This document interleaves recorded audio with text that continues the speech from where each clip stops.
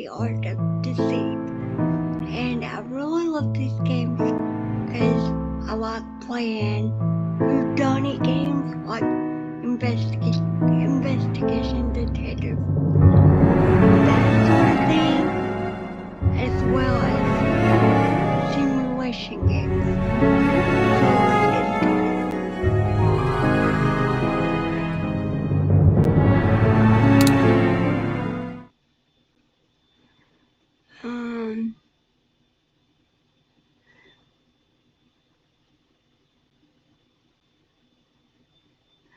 The setting includes in-game nodes that keep track of important plot points and story details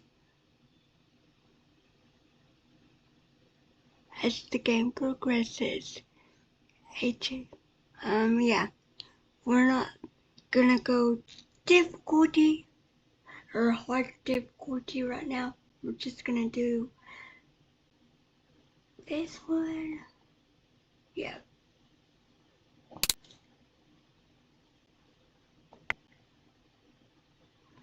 Would you like to learn how to play the game? Yes.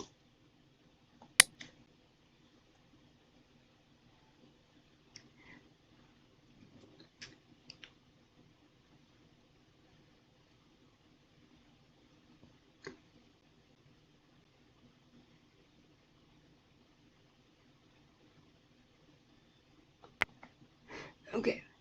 This is kind of like Nancy Drew.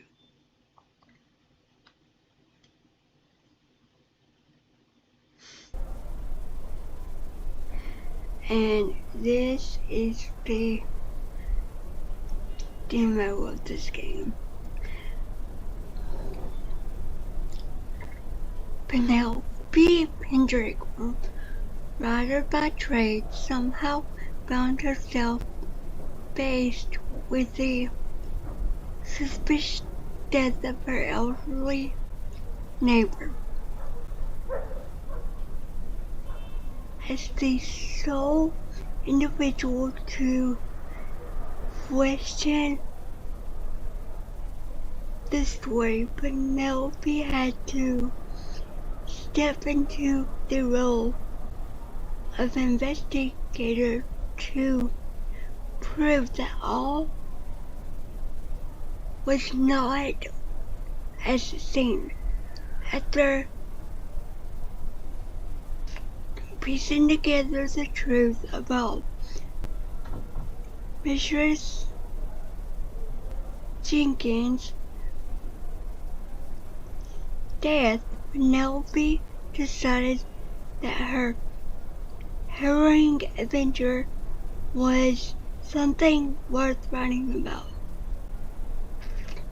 Yesterday she received a phone call from a small police force impressed by her publication and desperate for help. Today she flies out to Connecticut to embark on her first official case.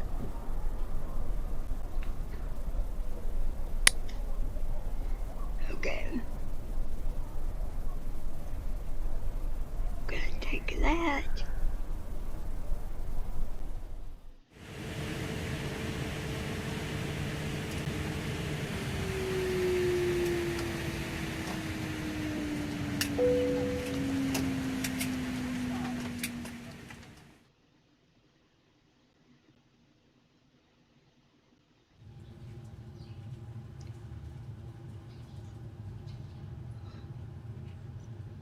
Yep, this reminds me of Nancy Drew for sure.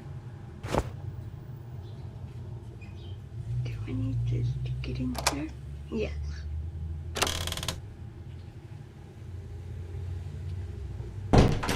Okay. Definitely reminds me of Nancy Drew. There's all her clothes. guess.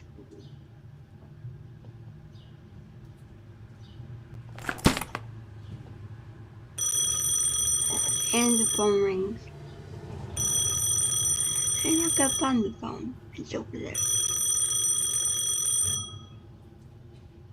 Can I walk that way? Yes.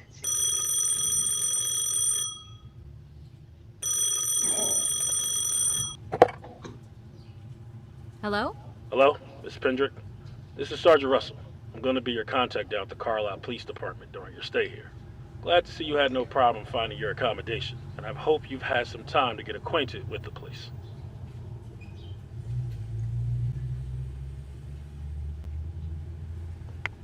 I'm happy to hear from you, Sergeant. I've been speculating about this case all day. The suspense is killing me. Ooh, sorry. No pun intended. Fortunately, from what we can tell, your unattended pun does not apply. Yet. But we do need to move quickly to make sure it stays that way. To put it mildly, the past week has been overwhelming. 3 people gone missing, one right after the other. Only a couple days in between each. Our entire department is 3 people, for crying out loud. We're not equipped to handle something like this. What we're equipped for is either graffiti related or has to deal with noise ordinance. 3 people in a week? All in this little town? We've never seen anything like it. The worst part is that there's so many unknowns. Our gut is telling us that these disappearances are connected.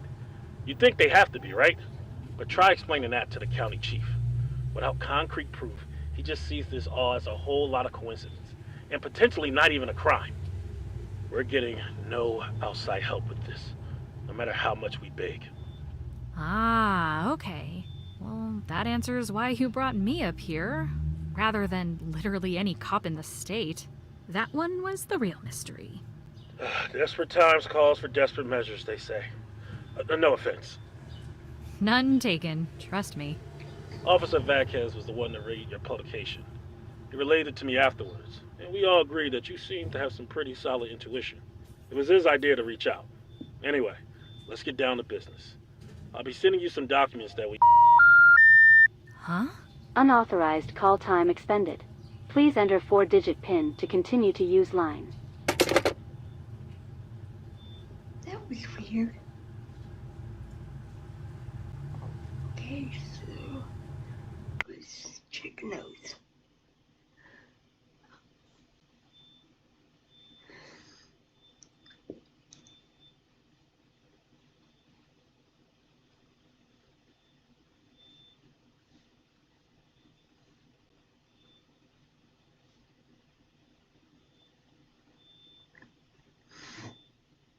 The reason that I'm camped out in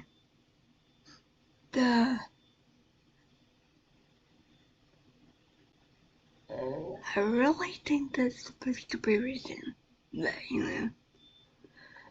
I'm here in, y'all are just gonna have to read this for yourself, because some of the words can't really tell what they are, or I say them wrong.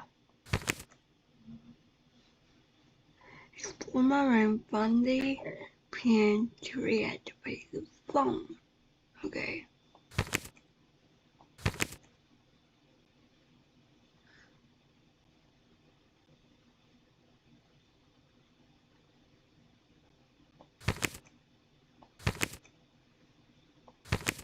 Okay.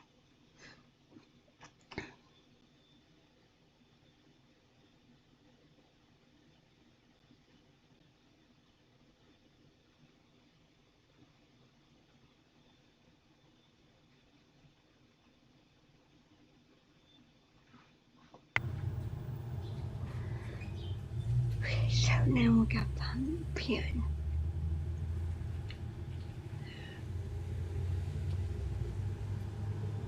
No. I don't want to sleep now. Okay, fine.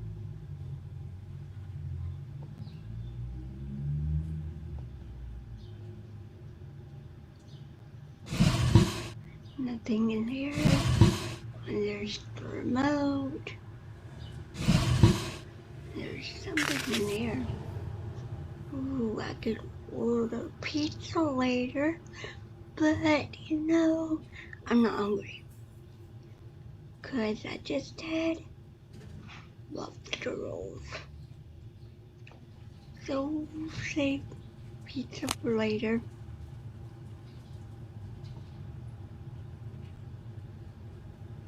Okay, how do you close these? Or do they? Yes, they close themselves. And I guess these don't open.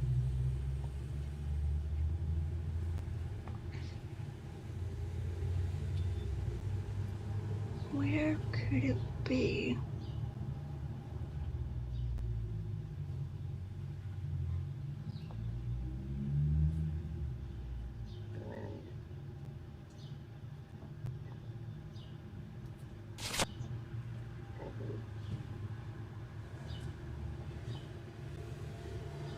There's Sergeant Russell's number.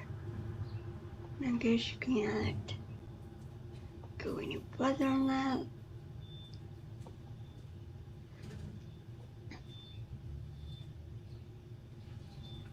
Let's see.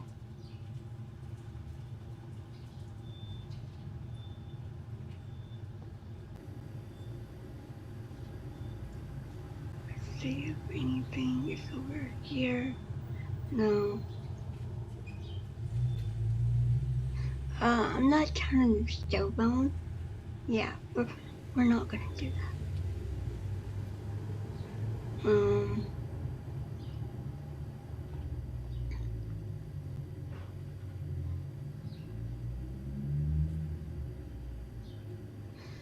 Where's that code to reactivate?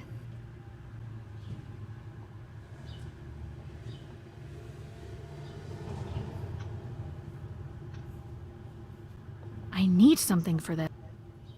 I need something for this. It's not gonna give me the code, I don't think.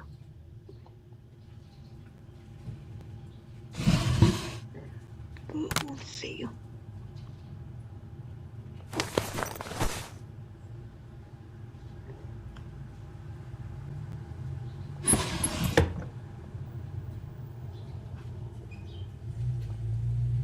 I need something for this.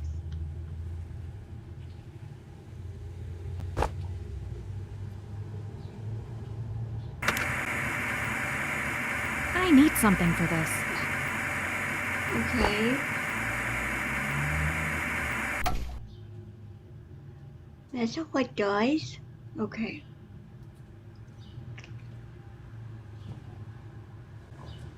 Where can we find that code?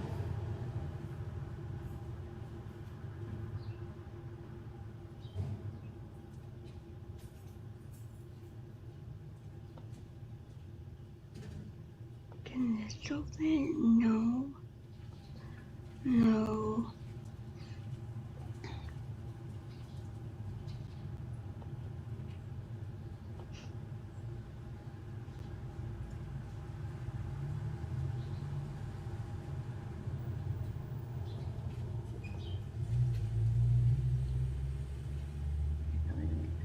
Weird.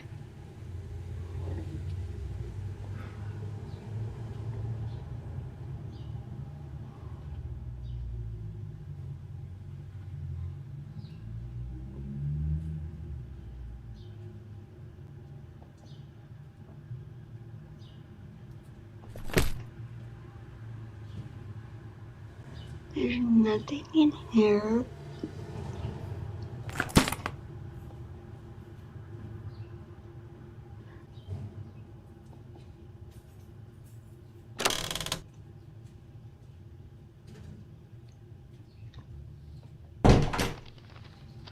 Okay.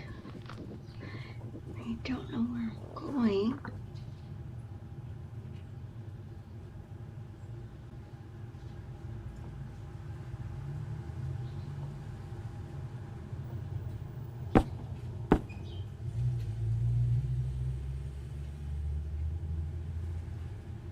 There's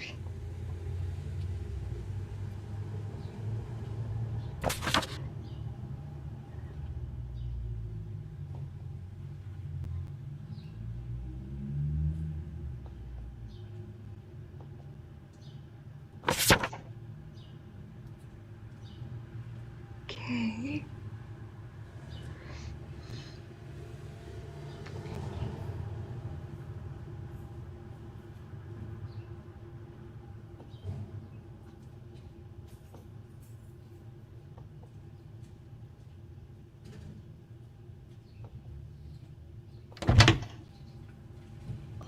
Where am I going? No.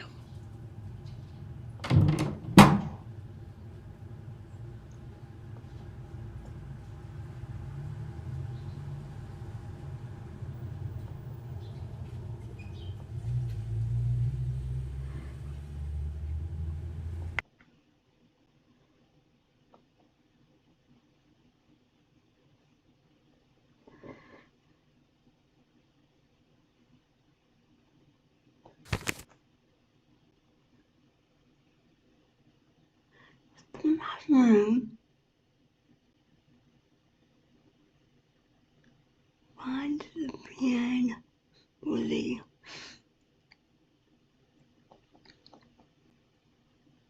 Okay. Okay. Okay. Still find the pen for the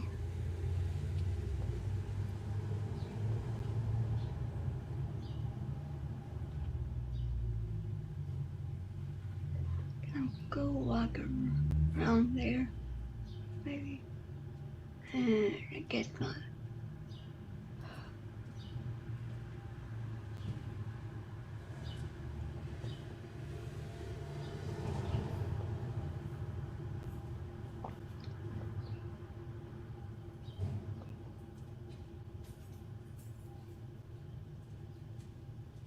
Anything over here?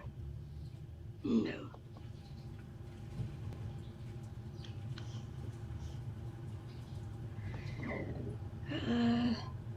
It's just a picture.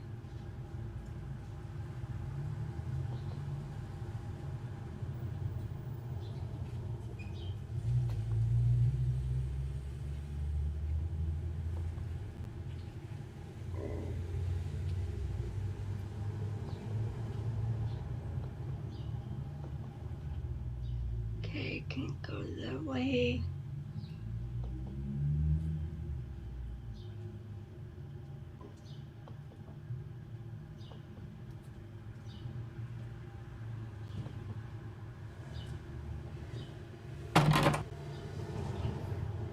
Oh, apparently you can go outside. But actually, I don't want to do that right now.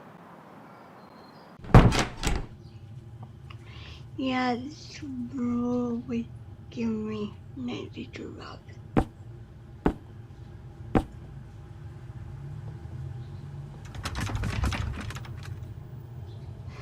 I'm not trying to break into anybody's room. I'm just looking around here.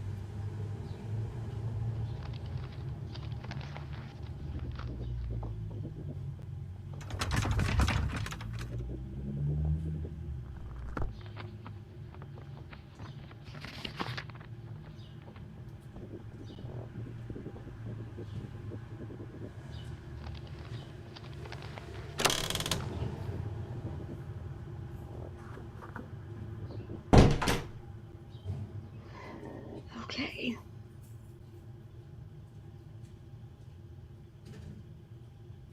Can I open? No, I guess I can't.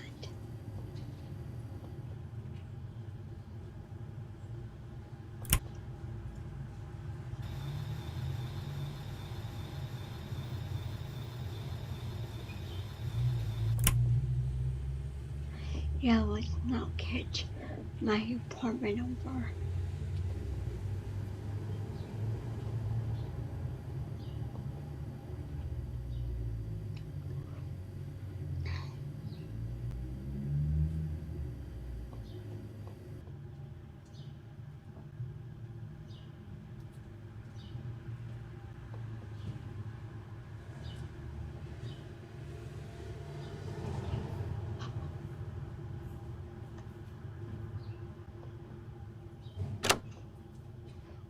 It's bathroom. Okay, we'll go in there.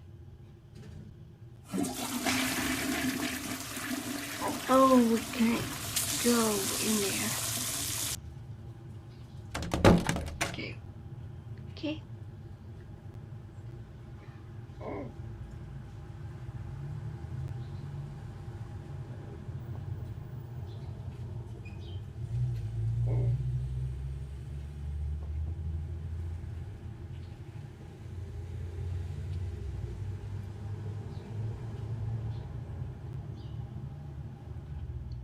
Okay.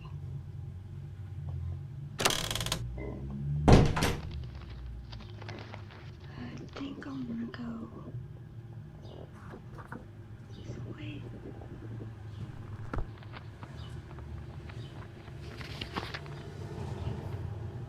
That.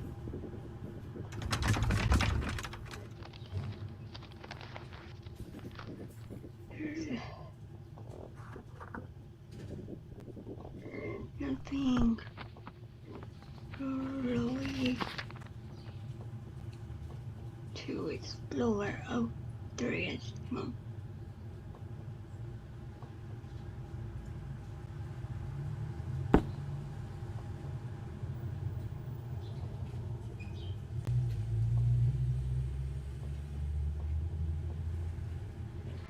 That is. Okay, so we can't get there.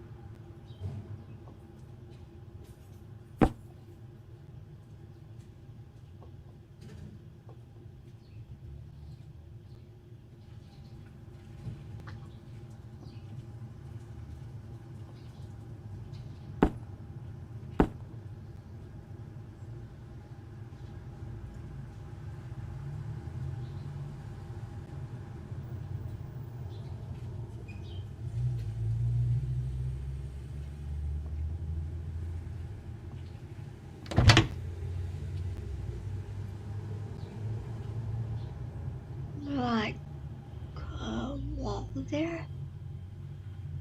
You can't go in the door.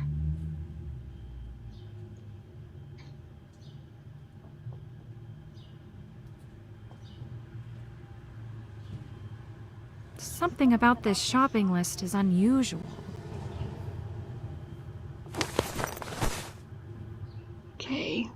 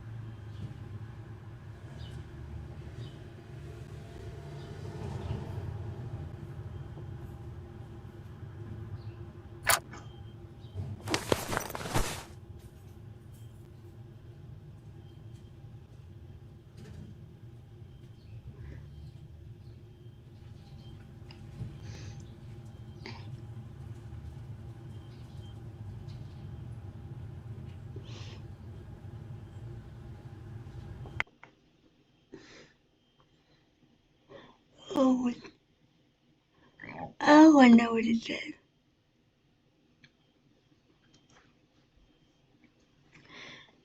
The room that I'm kept out in while I'm here in Carlisle, Surrey, isn't something out of the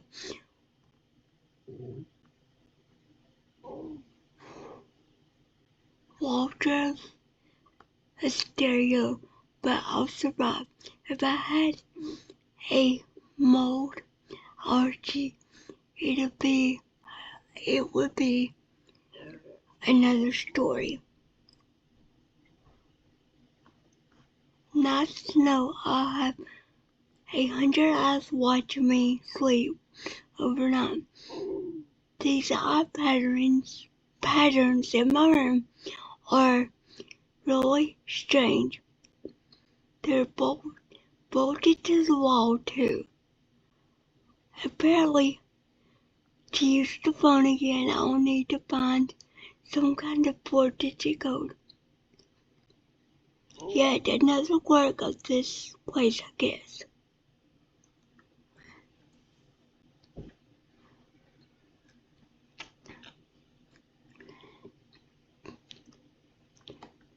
Three people have gone missing all in the same week. Here in Carlisle, it sounds like the county police chief thinks the disappearances are purely coincidence. It'll be my job to find proof otherwise.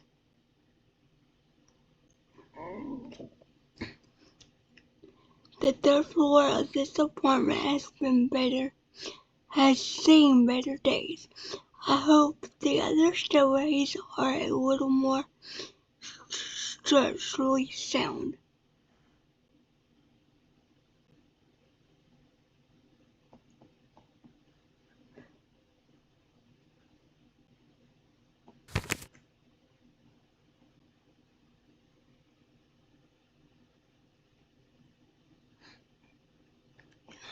Was that all? That's not done yet. No.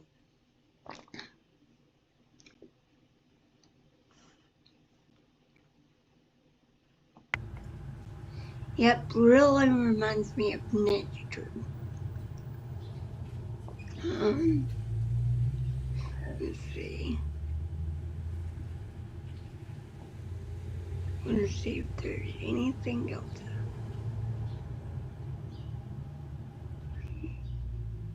Grab.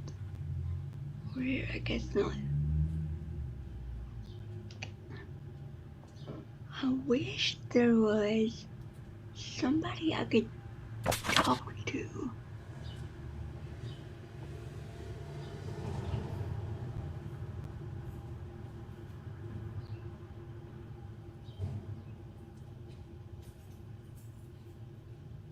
Looks like no one is using this right now.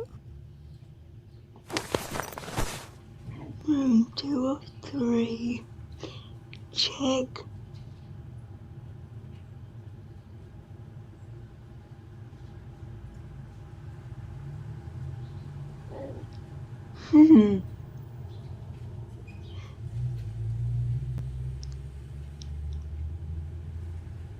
Check supplies. Okay.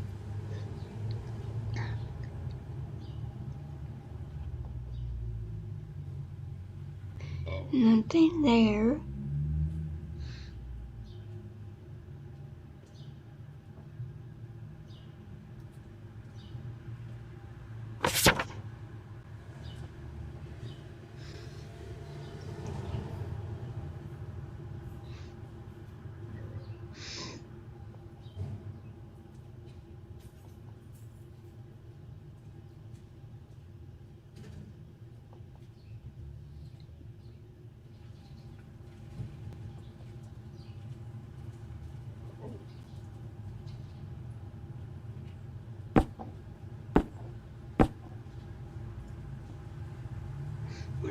Or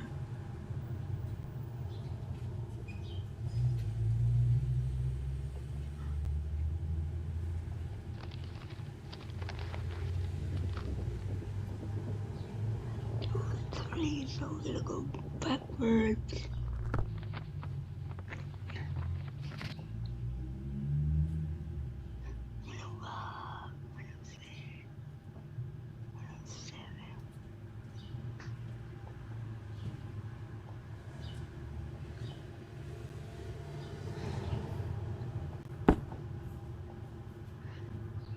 Pendrick.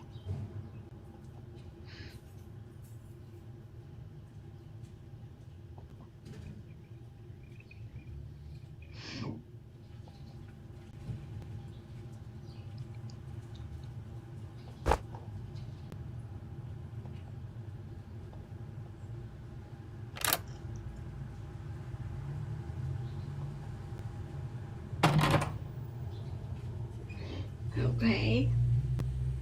Maybe I can find the code in here somewhere.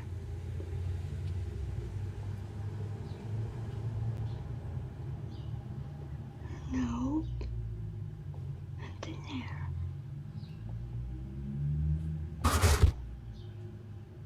Nope.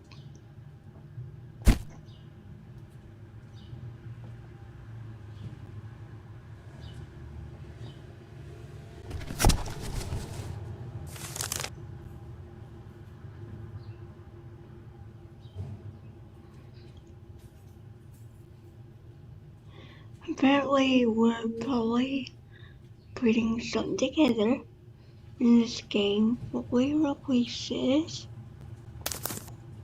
Right now, it's just the demo.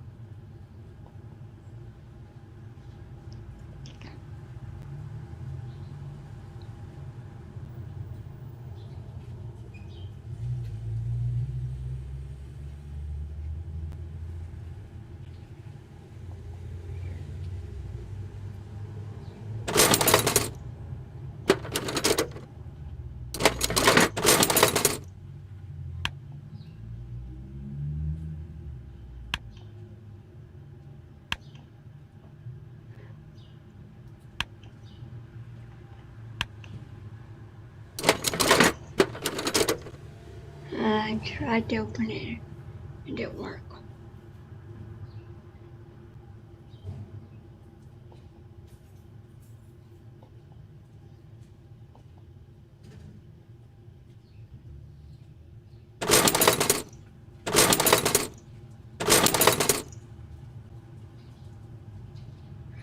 Okay.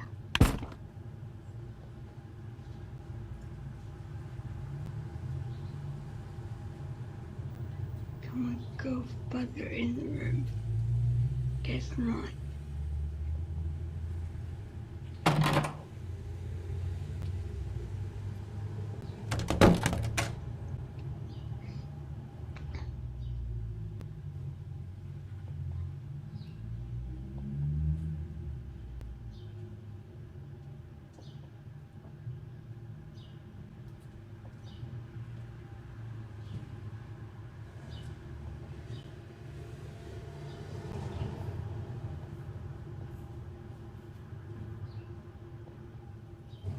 And there's like nobody to talk to. And I still haven't found the code for to reactivate the phone.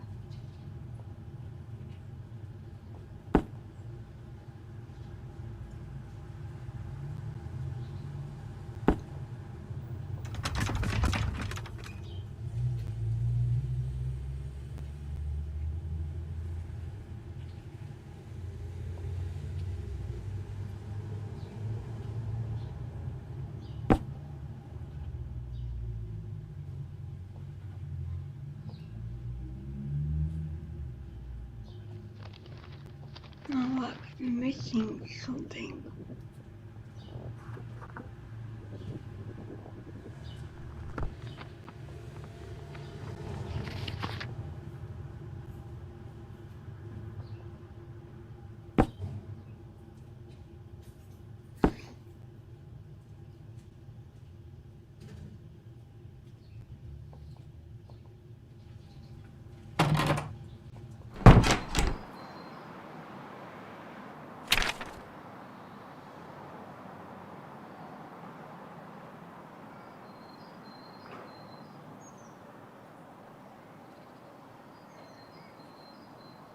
Can I not go anywhere?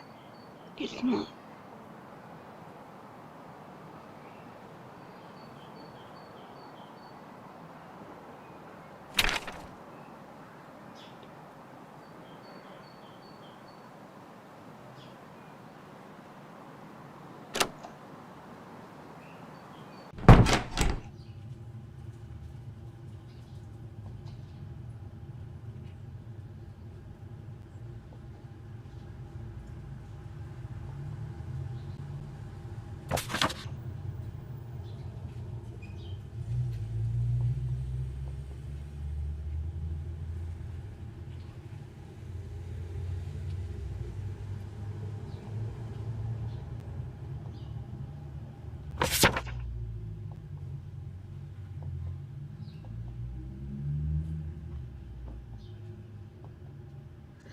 And you can't go around the desk to look at stuff.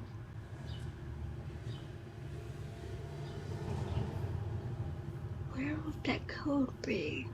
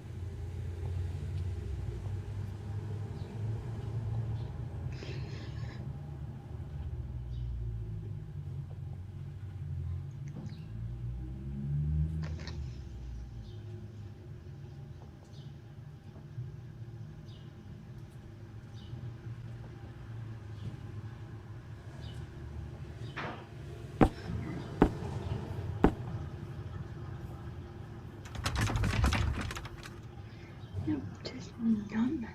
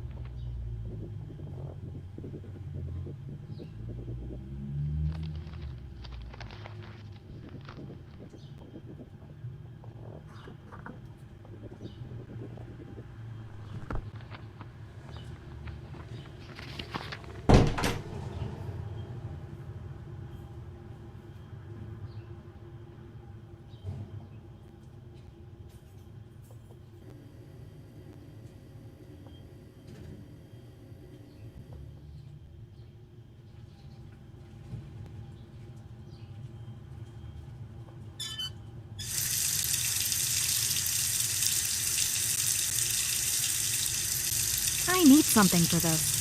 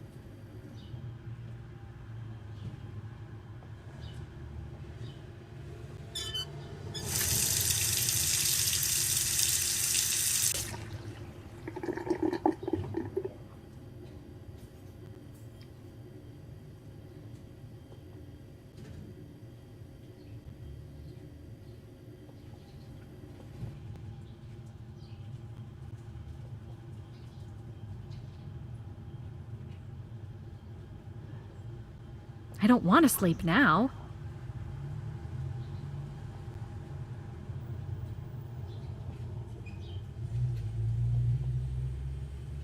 Unauthorized call time expended.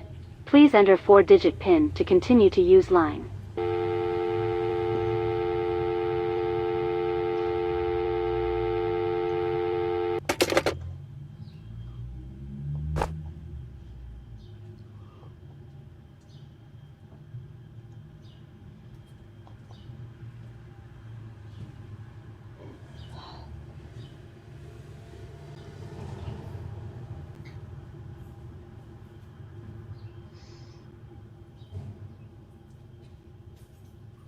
It's like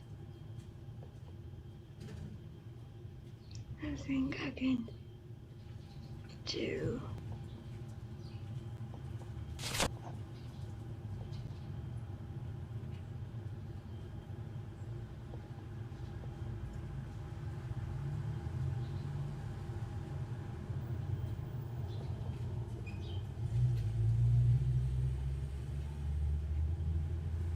And I can't open the refrigerator.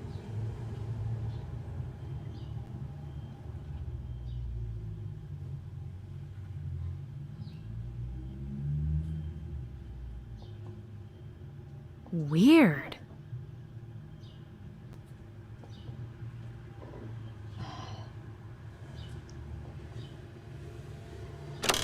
There's nobody I can talk to.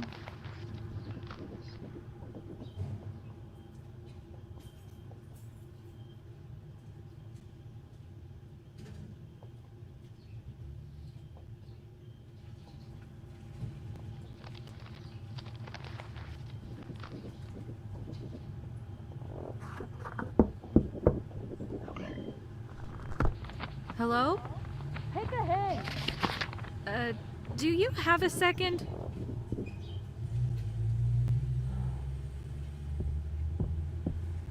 Fine. What? Who even are you? Actually, you know what? Don't tell me. You've already wasted enough of my time.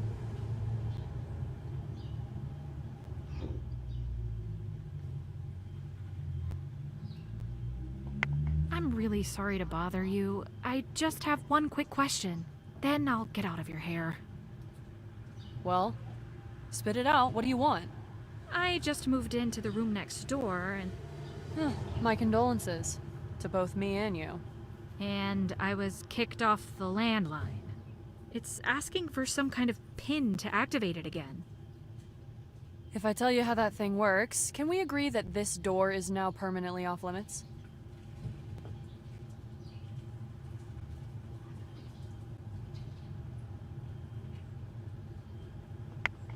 Unfortunately, I can't really promise that. Whatever. Then let's not drag this out. The phone code is 9, followed by your room number.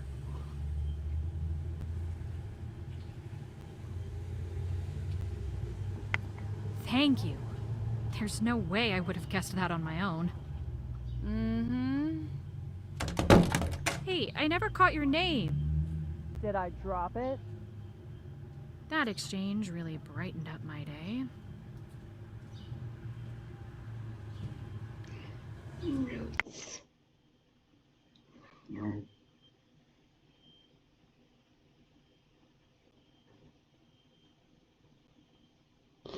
Well, my neighbor is certainly a brave was. I wish my first encounter with her could also be the last, but I'll probably have to ask her a few more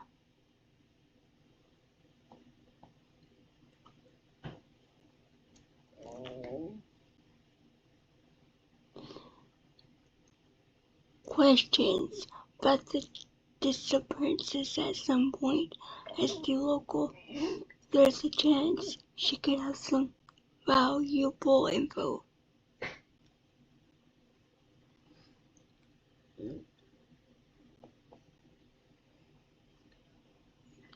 The pin from my phone is 9 followed by my room number. Okay.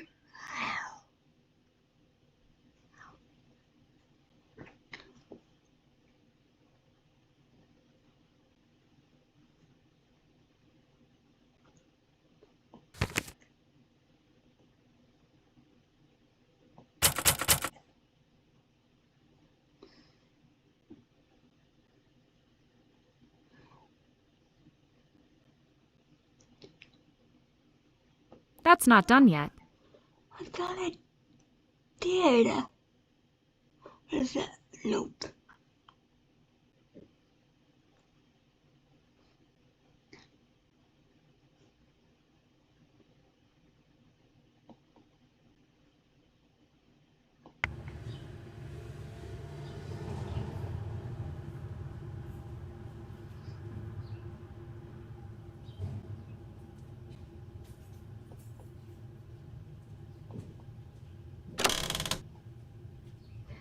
$911.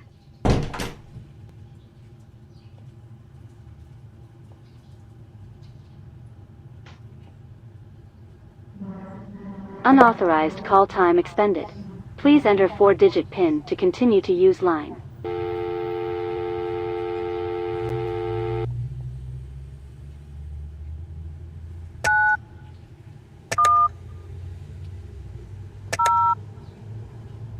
Caller authorized.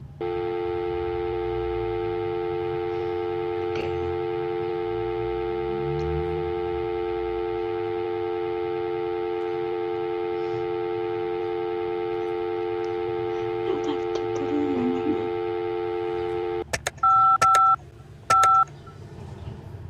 7283.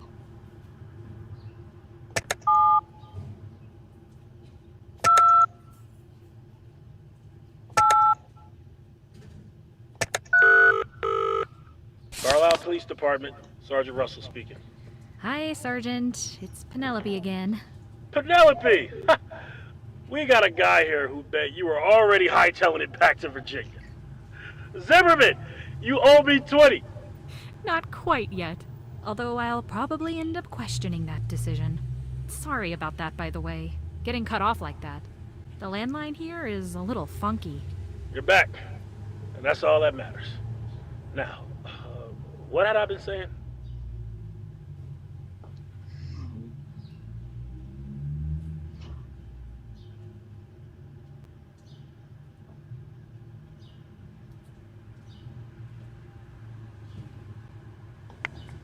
Something about documents, I think? Yes, right. Missing person reports we have filled out for the individuals. I'll be sending you some copies soon, so look out for that. These 3 people that went missing, what can you tell me about them? The first call we received concerned Mr. Gerald Cook. He's an older gentleman, late 60s, who owns a bookstore on Main Street. The second, more concerning call was from Mrs. Eileen Davies, in reference to her son, Terrence. The boy had apparently not come home after school that day. He's only 15, which has really started to raise some red flags. Then, only 2 days after that, a third person was called in. The caller couldn't provide a name for the woman, only said that she's been coming to a specific diner for breakfast at 9 a.m. sharp every single day for years.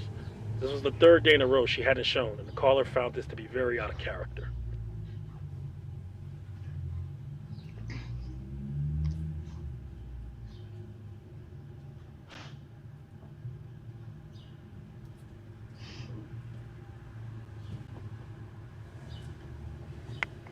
Can you tell me more about Gerald Cook?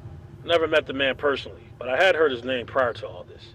His bookstore, Novel Books. It's a bit of a hub in this part of town. The place is practically a rec center for the entire population of Carlisle over the age of 65.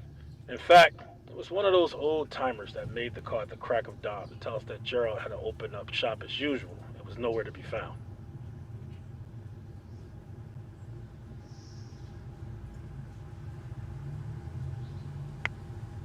I take it Gerald is normally very punctual? Doesn't sound like the type to take spontaneous sick days, if that's what you mean. If interviewing the regulars told us one thing, it's that Gerald has never pulled a stunt like this in all his days of working there. That day we went out and interviewed maybe 20 or so people, and Vasquez canvassed the place once we got inside. Nothing. The place was pristine. Cash register locked. Interviewees all giving the same story.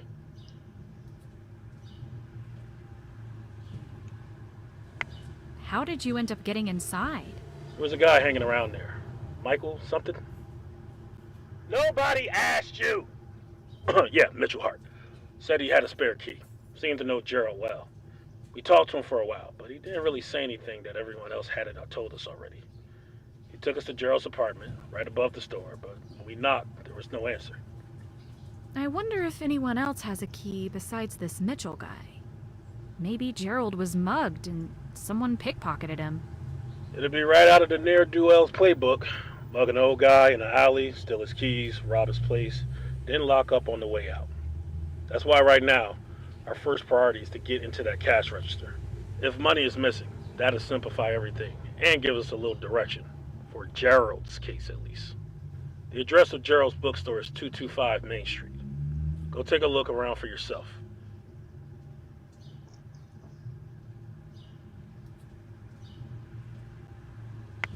Can you tell me more about the diner woman? Yes, Jane Dell. I wanted to call her Victim X. I thought it was catchy. But you know, protocol. She's our shakiest case by far. Called in missing by a waitress just because she decided not to get breakfast at the Sunrise Diner for a couple mornings? No wonder the chief won't give us the time of day. But the waitress thought she had good enough reason to notify the police. So there must be something to it. It's true that she's genuinely concerned. Said that the very few times Jane didn't show over the past couple years, she leave little notes on napkins with the tip the day before. Not this time.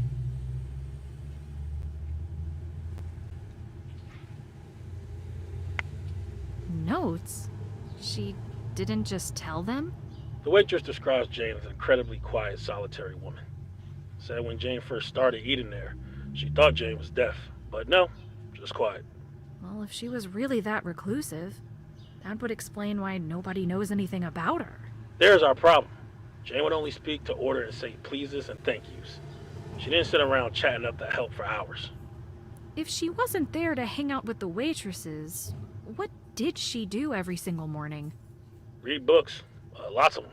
And not just the type with shirtless cowboys on the cover, but books with real substance, textbooks even, and all subjects, especially history.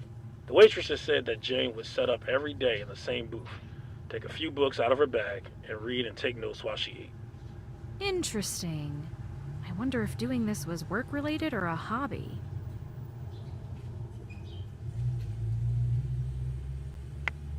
What did you investigate, and who did you interview in regards to Jane?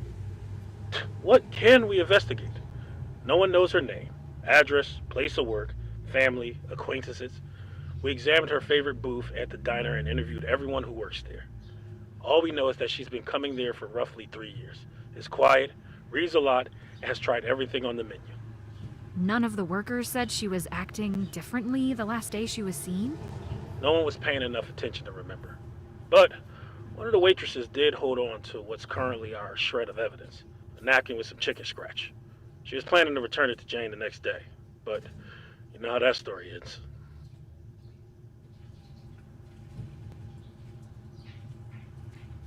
Did she frequent any other locations besides the diner? My only guess would be a library. Owning all those books would cost an arm and a leg. Thing is, Carlisle doesn't have its own library, and there are too many to count in neighboring towns. Wow, this is like trying to track down a ghost. You're telling me. All I can say is keep an eye open while you're investigating the other two. That's the best we can do right now. I'll send the napkin along with the other documents.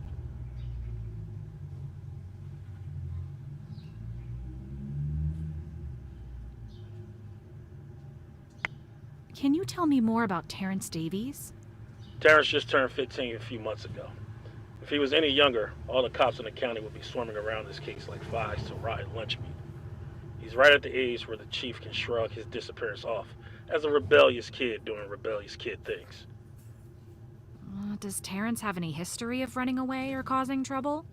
Not according to his mother, at least not according to what we could piece together through the tears. Either way, we suspect she views her son through some rose-colored glasses, because interviews from fellow students and teachers at his high school painted a slightly different picture of him.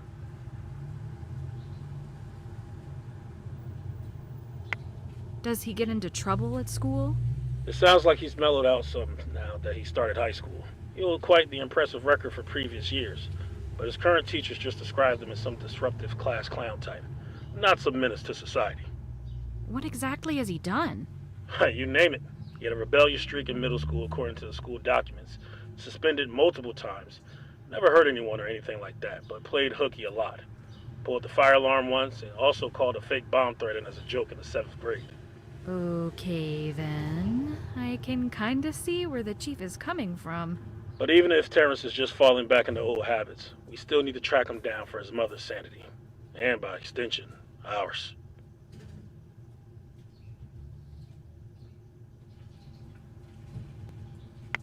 Well, when and where was Terrence last seen? Teachers, classmates, and friends all said he left school at 3 p.m. with the rest of the kids. He told his friends he was going hiking, which they said was a regular thing he'd do. No one has heard from him since.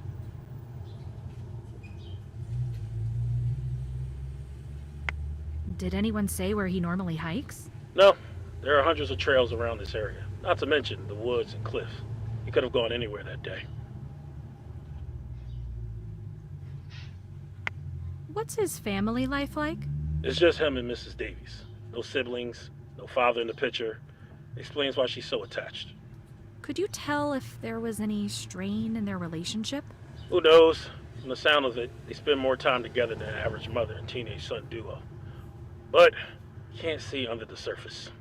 We'll get you in contact with Mrs. Davies. Once she calms down a bit, I'm sure she'll give us more to work with. Not sure how much luck you'll have with her, but feel free to give her a call.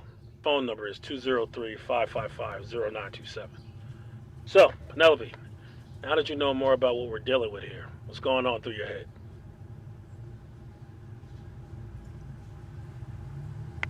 I think the disappearances are related. In a town this small, with barely any history of crime, it just seems too unusual to just be coincidence. Even if we don't see any links between the victims yet, once we dig deeper, I'm fairly certain we will. Interesting hypothesis. We'll see if it holds up. But first things first, keep an eye out for those reports we'll be sending. Thanks, Sergeant. I guess it's time for me to get out there and start playing detective. Good luck. Call us anytime. And thanks again for coming up here. Having a new nose around to sniff out leads might be exactly what we need. Okay. So we need to get a load scan.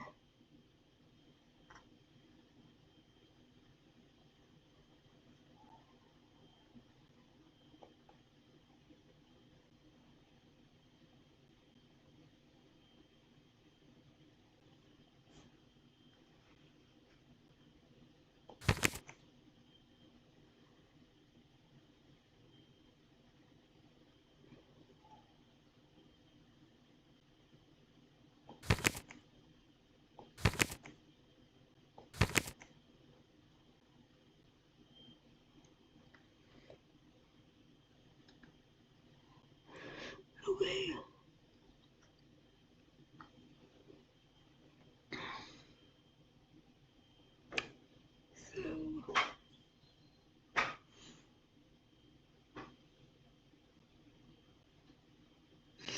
Okay, we gotta go back and explore room 203, which I thought I had already done, but okay.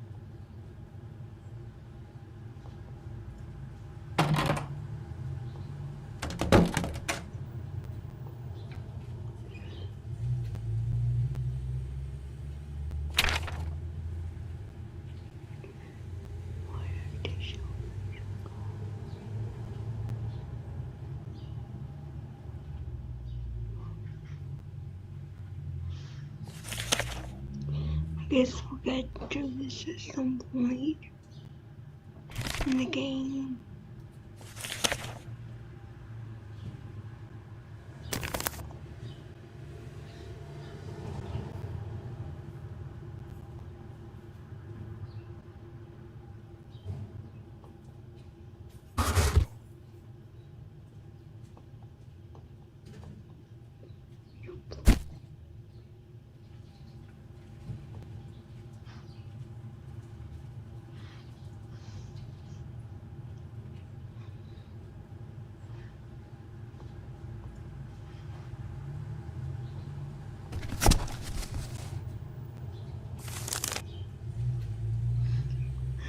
Oh, this.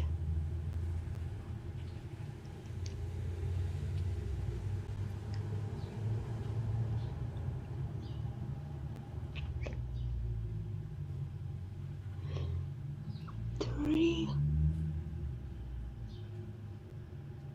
37,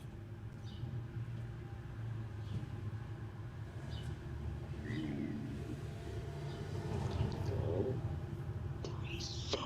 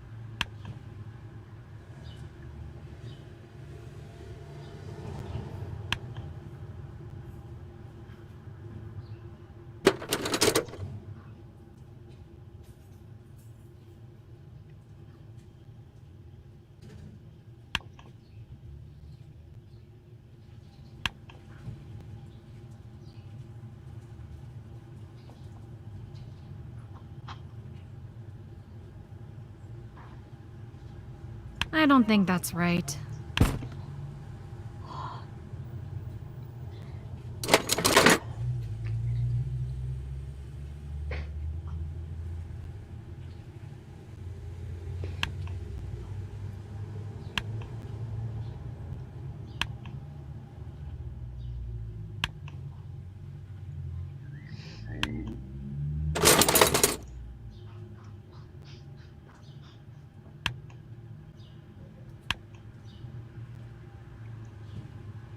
I don't think that's right.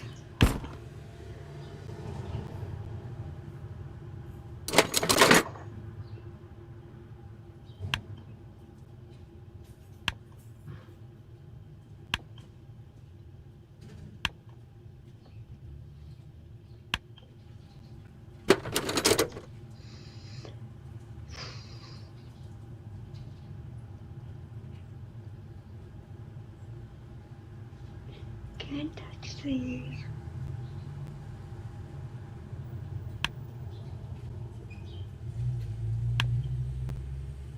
I don't think that's right.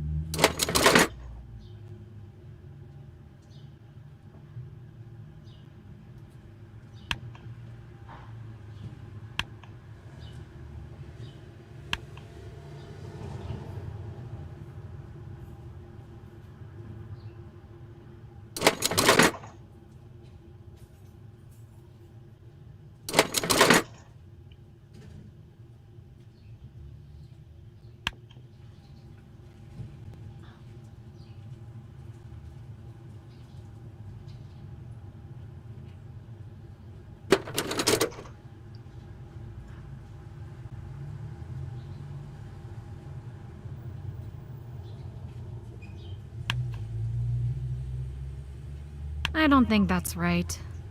Oh, well, I'll do it later.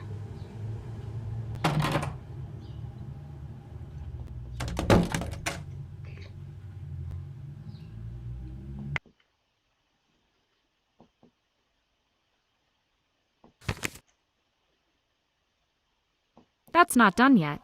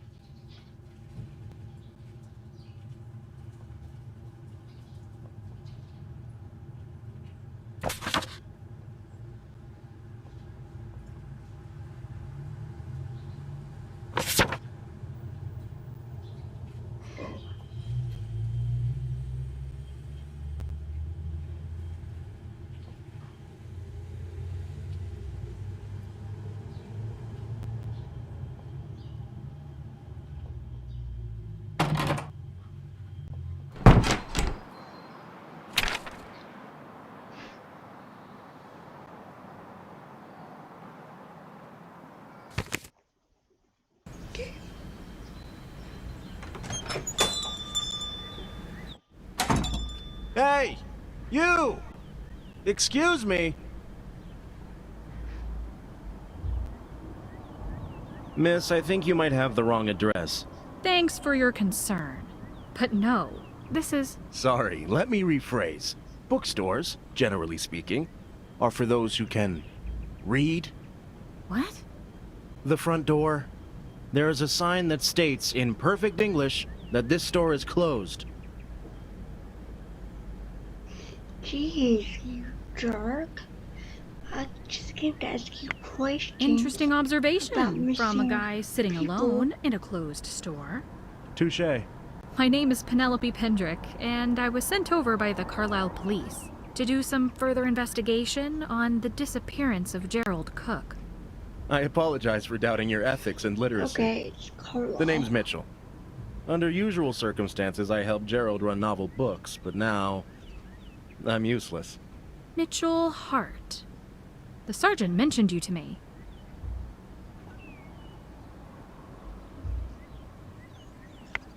You have a key to the store, correct? Logically, that would make you a prime suspect. Listen here, girl. Totally need to do that. No, that's fair. If I were in your shoes, I'd be thinking the same thing. Can you describe to me the last time you saw Gerald that day? Like I told the cops, it was a completely normal day. I was sitting here for an hour or so before closing time, and then at 7 o'clock to help corral any stragglers out of the store. I said goodnight to Gerald, who was doing the usual nightly organizing and pencil pushing, and headed home. So he wasn't acting unusually in any way? Not at all. Albeit the store was having a busy streak, which kept Gerald pretty occupied. So no downtime to shoot the breeze. Okay. Thanks for the information. Would you mind if I asked you some more questions? Ask away.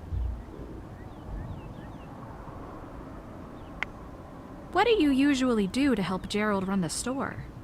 Sit in this corner all day? Not even kidding. If a customer has a question on where to find something, I locate it for them on the shelves. I also give suggestions of good reads based on what kind of genres they're looking for. Classics, thrillers, historical fictions, how-tos, you name it. Do you have a job besides this? It sounds like you spend a lot of time here. Technically speaking, I work in an insurance agency, but the past few months they've been cutting my hours. I used to spend time here to relax after work, but when my job situation started to go downhill, Gerald offered to take me on as a part-time employee.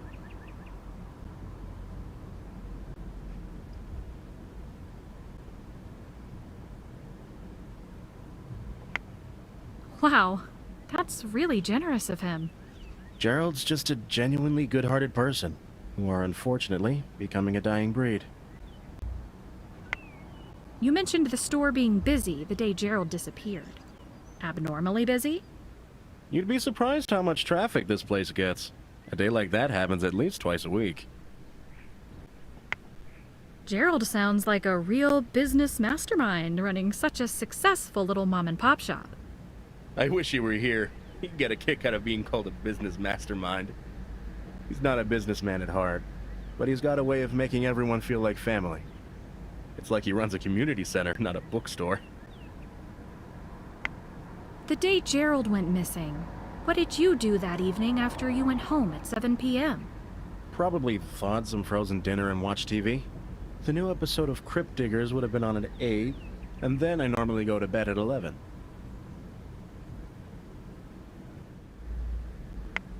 Has Gerald ever gone on a spontaneous vacation or trip? The man is the antithesis of spontaneity. I've known him around 5 years, and he's never left the store out of the blue like this. Would it be okay if I took a look around? Go right ahead. The cop here only did a quick walkthrough. Didn't seem very thorough.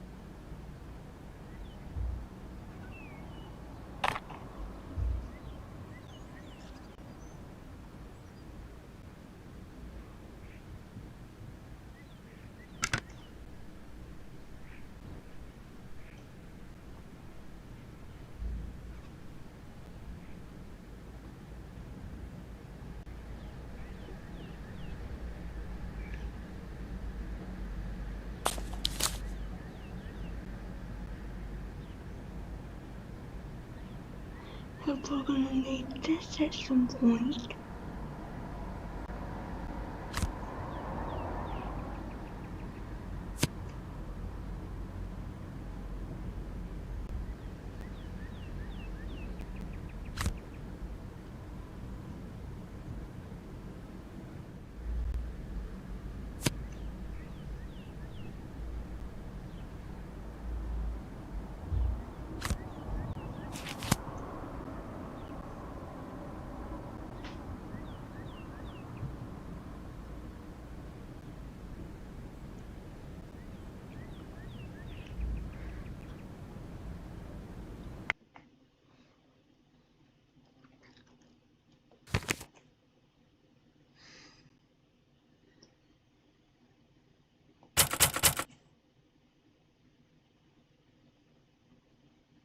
That's not done.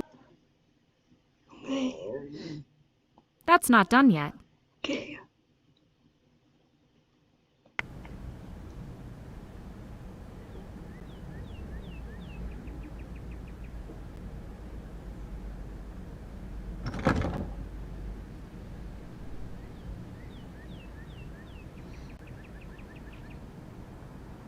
I'm gonna go ask what's his name.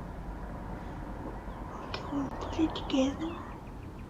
Aww, no fun. We can't put it together.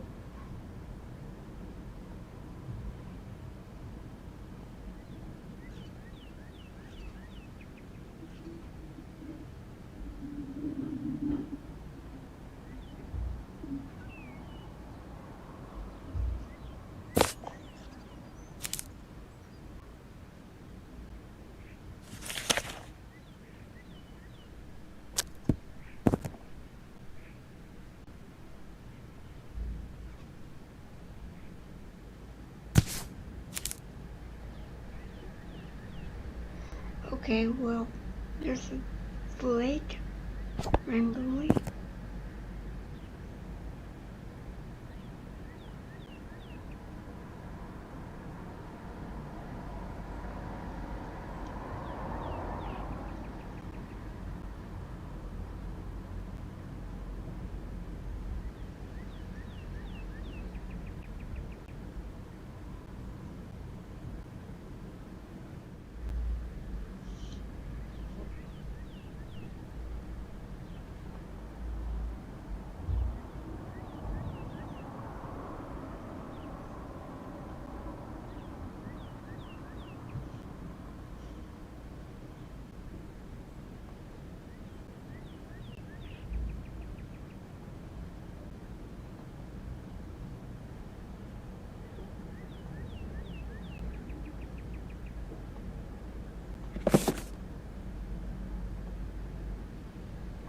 Oh, that's a combination to something. Find out later.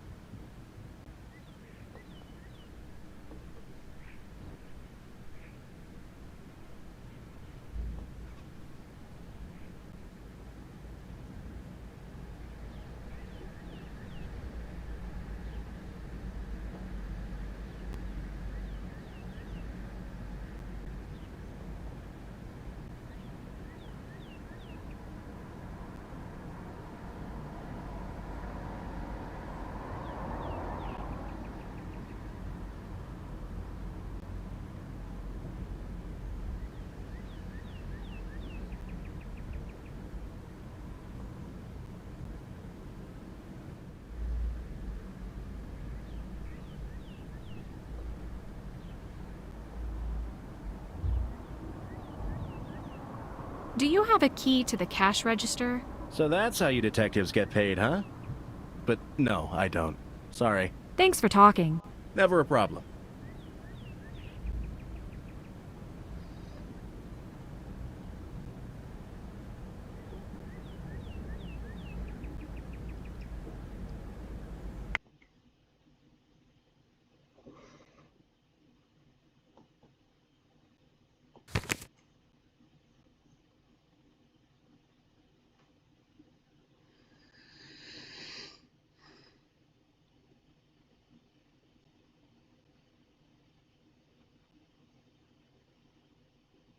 That's not done yet.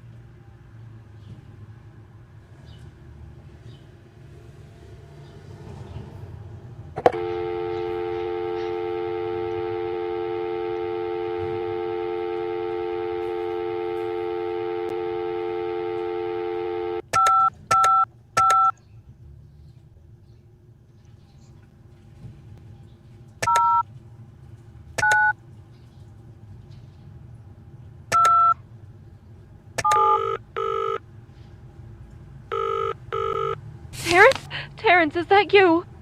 I'm sorry. Mrs. Davies? Oh, yes, this is she. My name is Penelope Pendrick.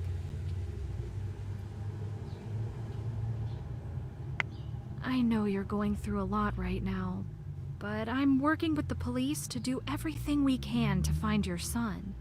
If you're feeling up to it, would you mind answering a few questions? Thank you.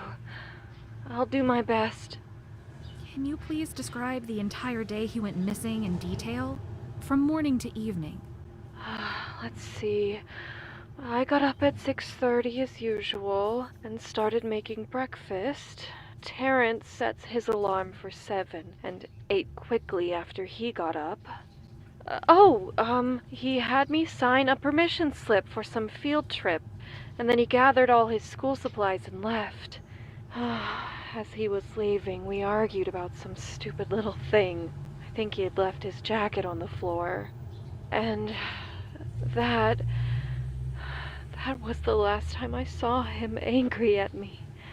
I just keep playing that over and over in my head and hating myself for it. I left work at 5, and he was out when I arrived back, which isn't too abnormal, but when he wasn't home an hour later, I started calling around to his friends' moms. He wasn't over anyone else's house. Then it got dark, and he still wasn't home. That's when I called the police. Thank you for sharing this with me. I'm sure it's not easy to think about.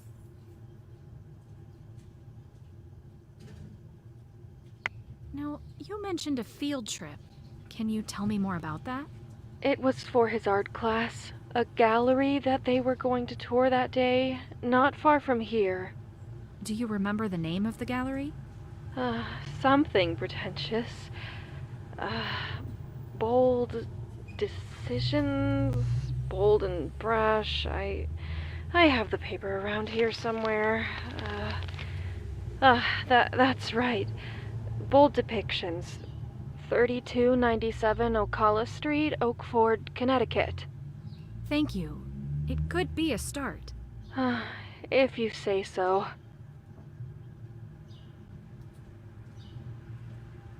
I heard that Terrence told his friends he was going hiking after school was out.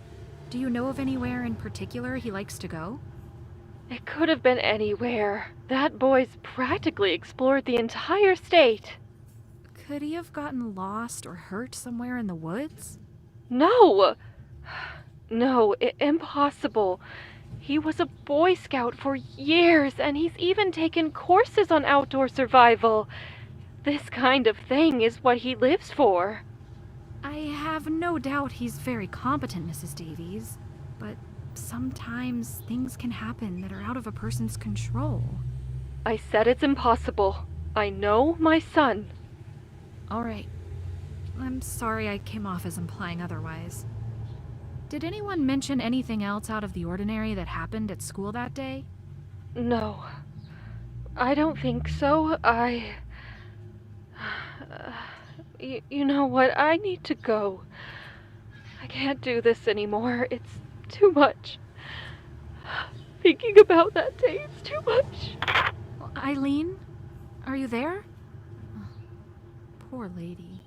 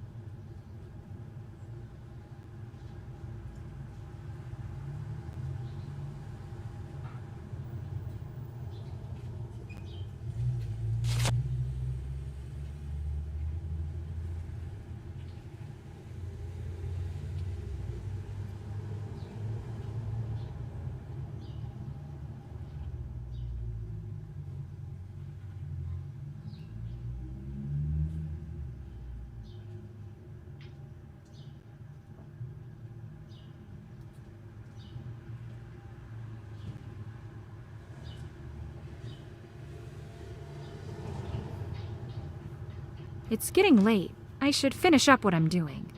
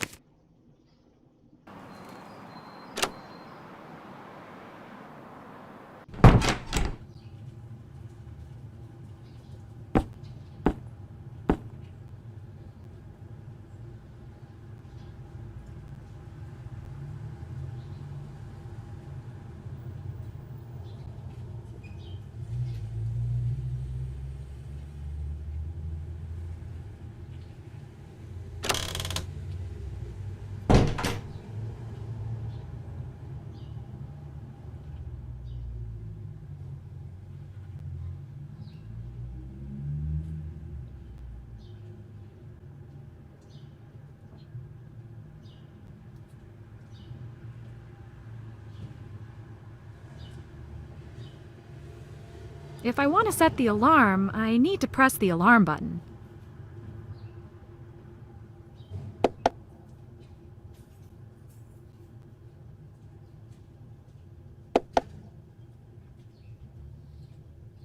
If I want to set the alarm, I need to press the alarm button.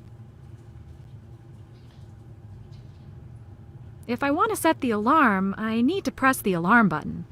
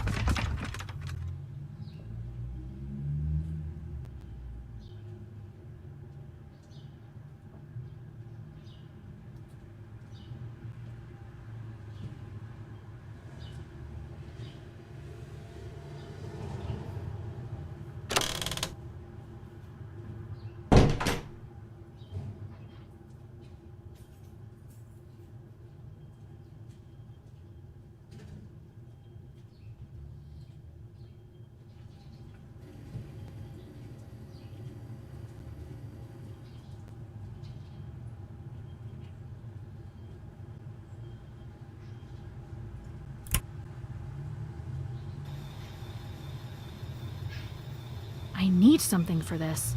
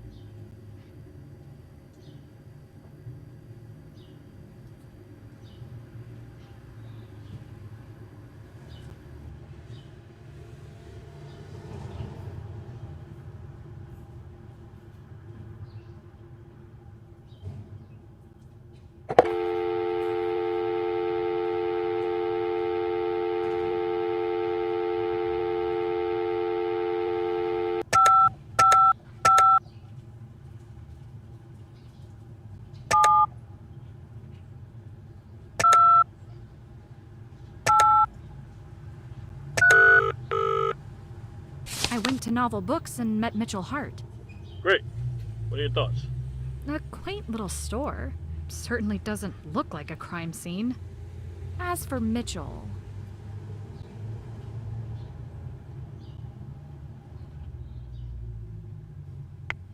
A quaint little store. Certainly doesn't look like a crime scene. As for Mitchell... Strike up some more conversation with him. No doubt that'll lead to more personal information about Gerald that Mitchell wouldn't think to bring up in an interview-type setting. Thanks for talking. Keep us updated.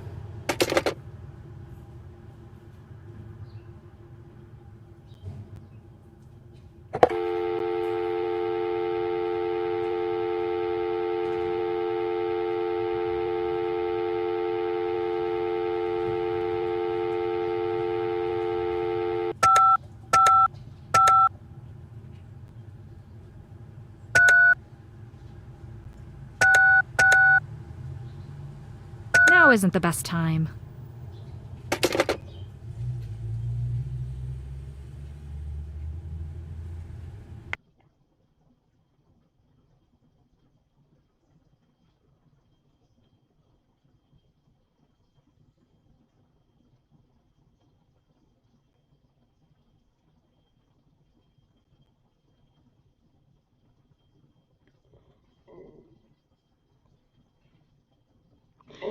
Gerald Cook, an older man, went missing first. He didn't open bookstores as usual, and his records found no sign of him. There was no evidence of forced entry in the store, and nothing was stolen or out of place. Those interviewed said that the previous day they saw him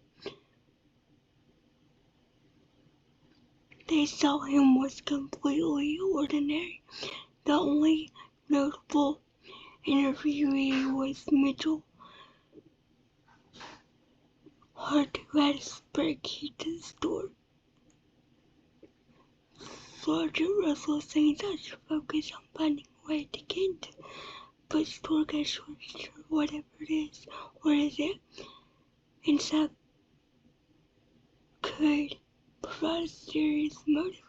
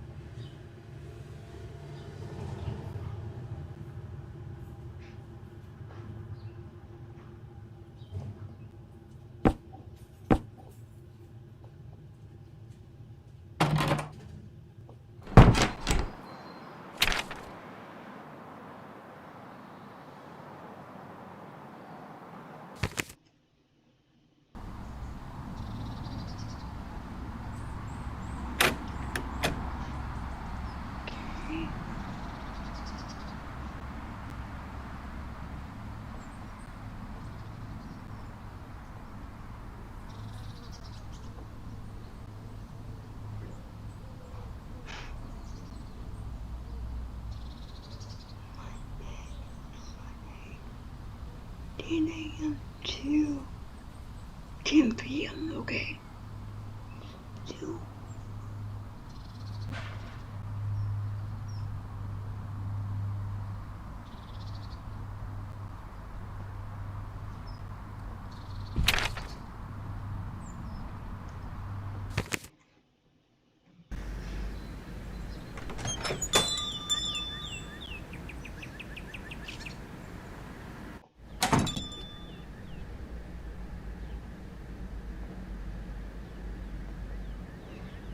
Sergeant said to question no more, so that's what I'm gonna do.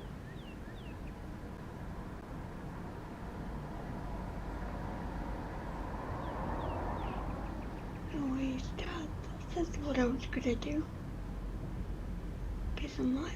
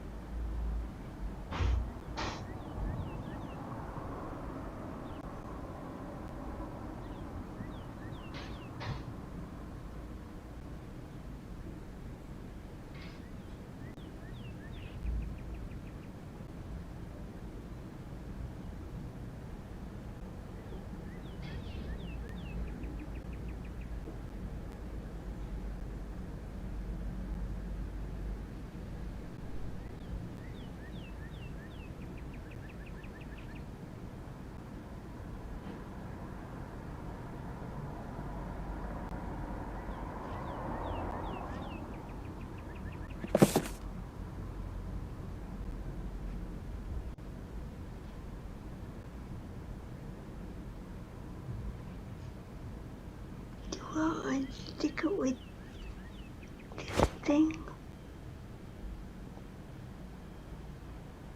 It's stuck. Yeah, I'm gonna have to figure that one out.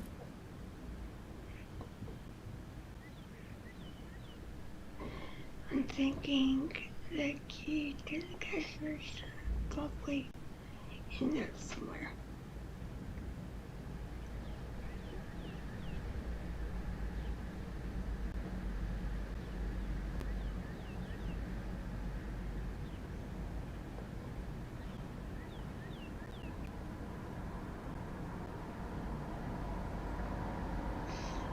Okay.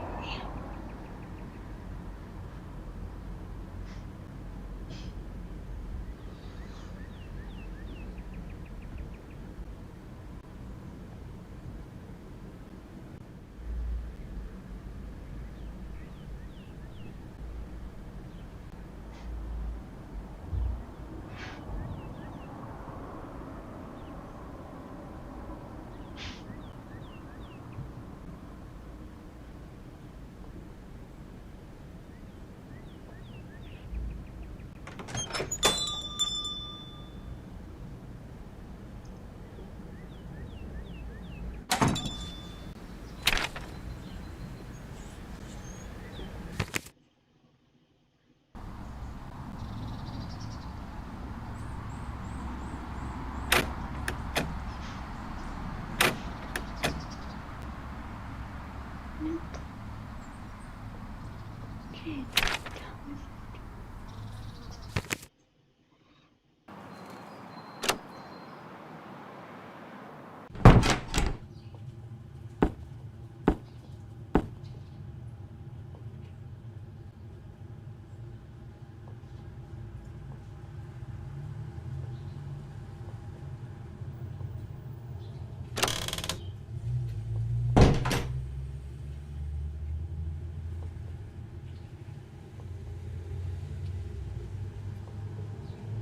It's only 9:35.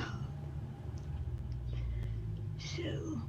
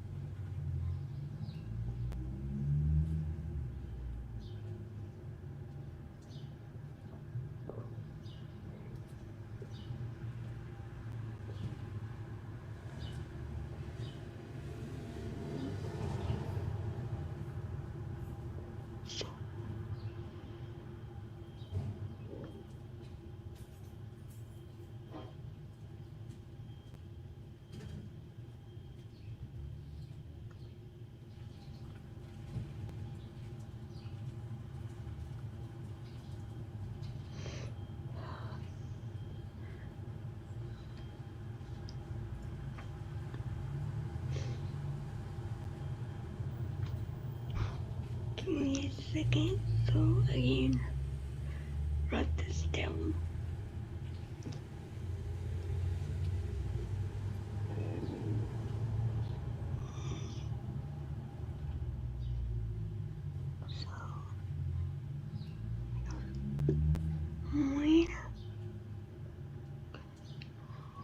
When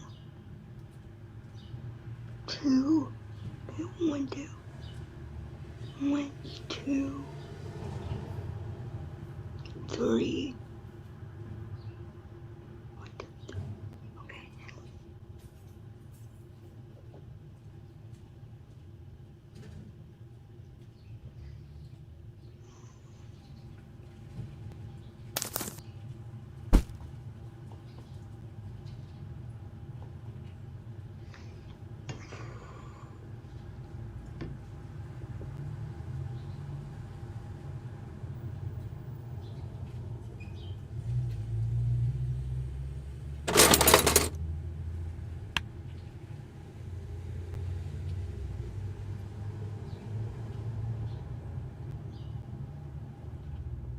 Two.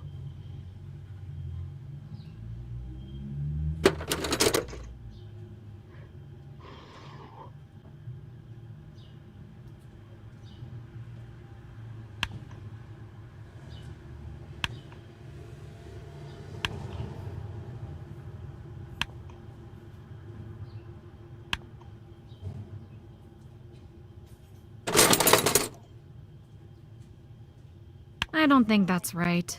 Let me go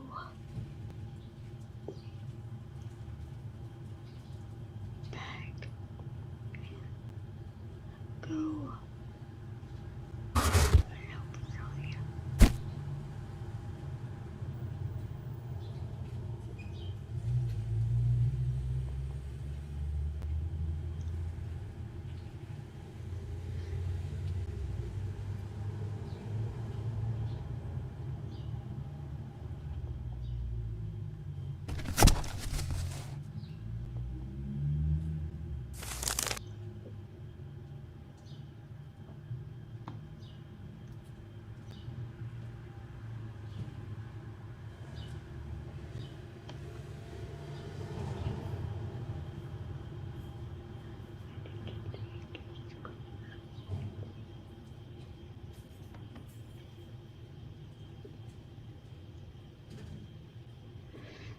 Um.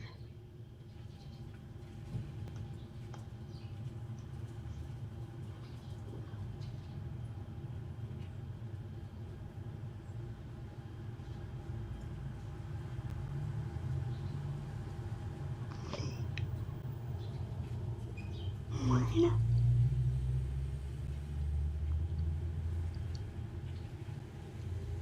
2. Okay.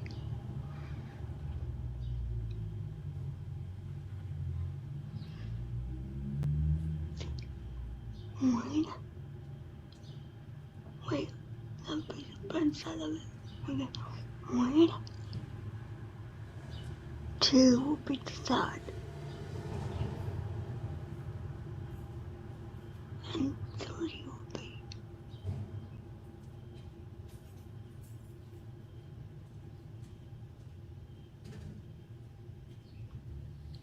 this one. Okay.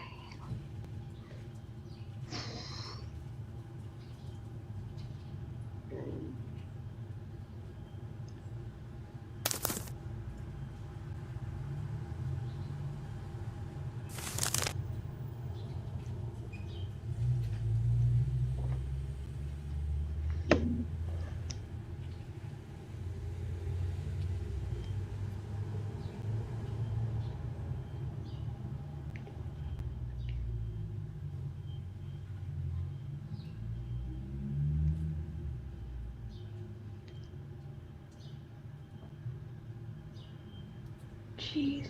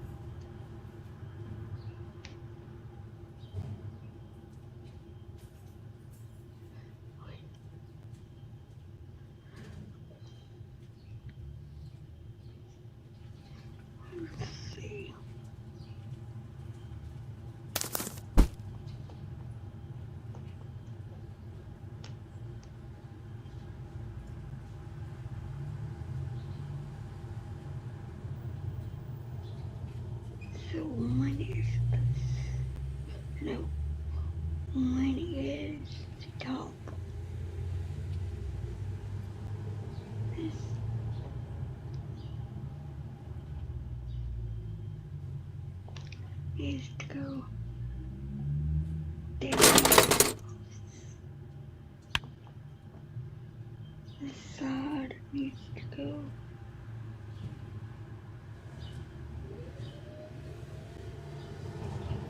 Two. I gotta rotate it again.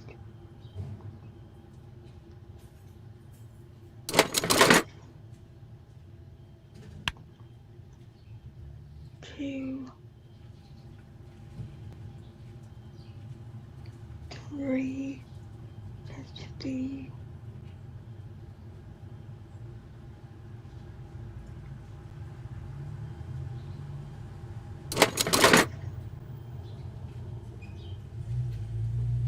Three would have to be.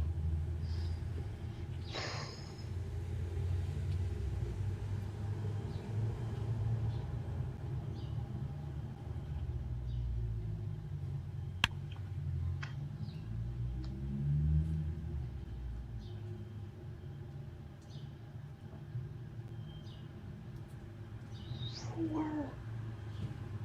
Four would have to be. I have to turn it around.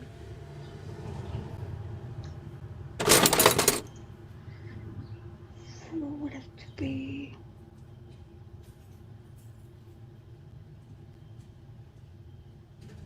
No. Four would have to be.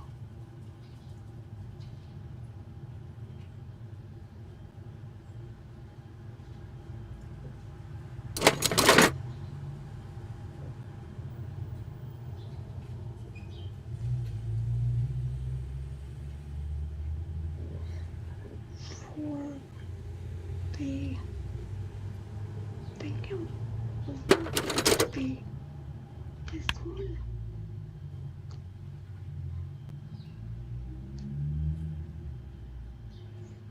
And let's see. Bob.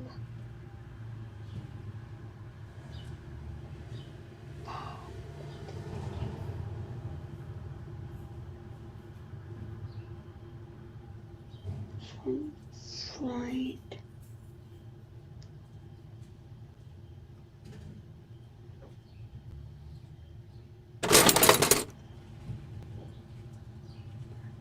B. Decide.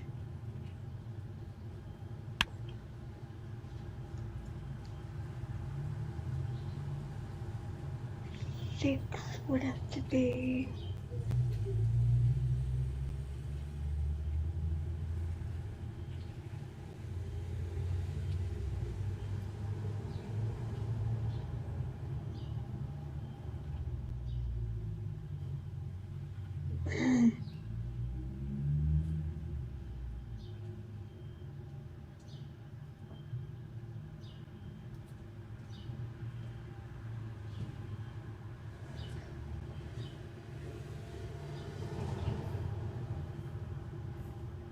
Six would have to be, I guess,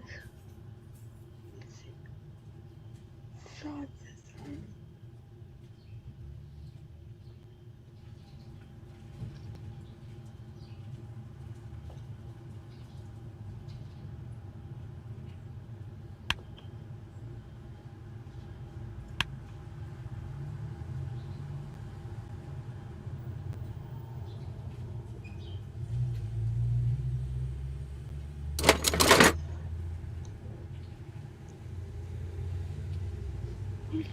Seven.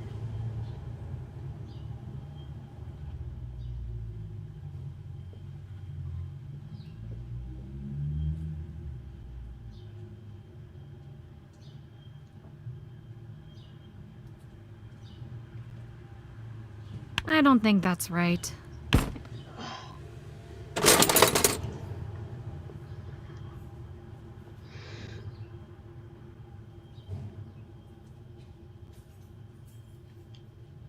Mine would be.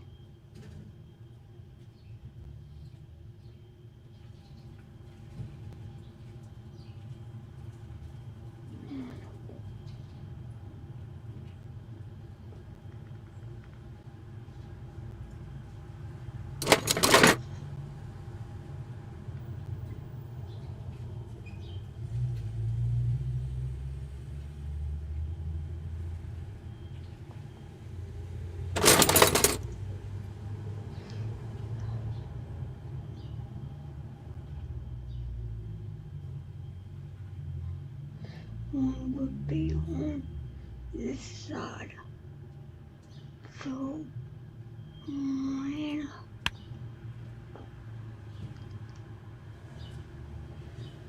2 would have to be on the other side.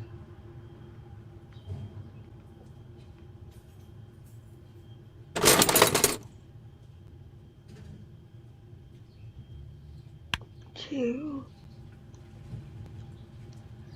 3 would have to be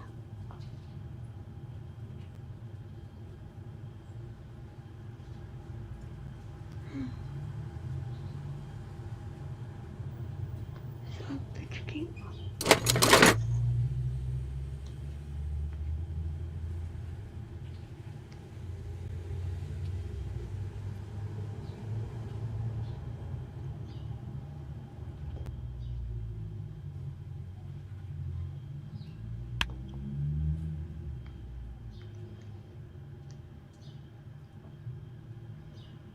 4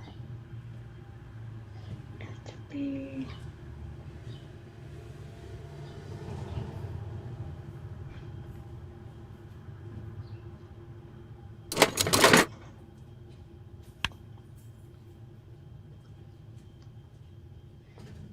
5 would have to be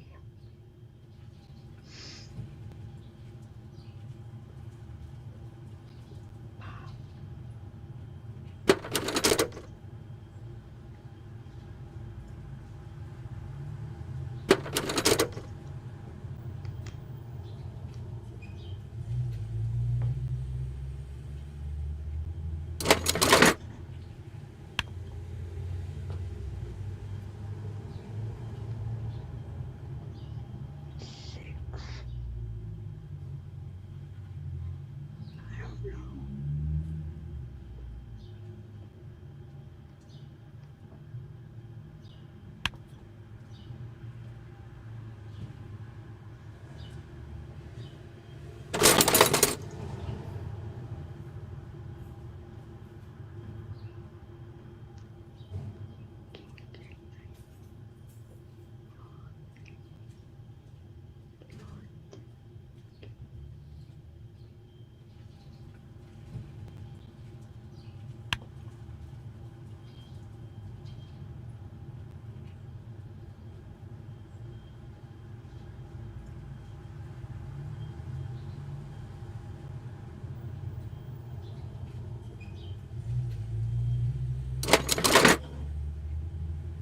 I don't think that's right.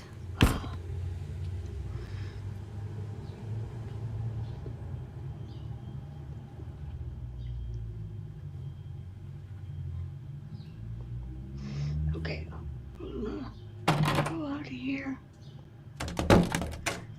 We're gonna go back downstairs.